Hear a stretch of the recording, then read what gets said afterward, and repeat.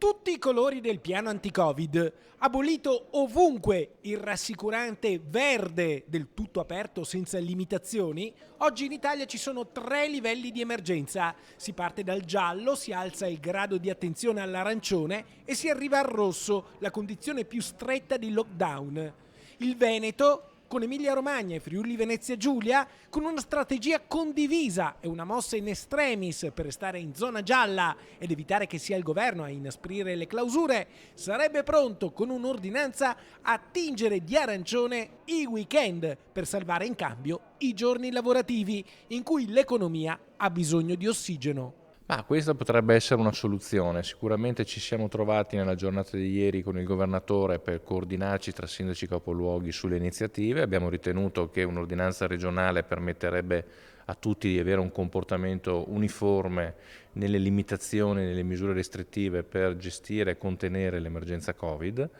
E quindi credo che questa sia una soluzione plausibile, e quella di limitare, perché abbiamo visto nello scorso weekend, il problema appunto al sabato e alla domenica, dove evidentemente si concentrano di più le problematiche di assembramento, e su quelle che bisogna operare. Quello è l'obiettivo dell'ordinanza. Dunque è tutto pronto per la prossima ordinanza regionale che durante i weekend potrebbe prevedere il divieto di spostamenti tra province e persino tra comuni per evitare assembramenti nelle principali città venete.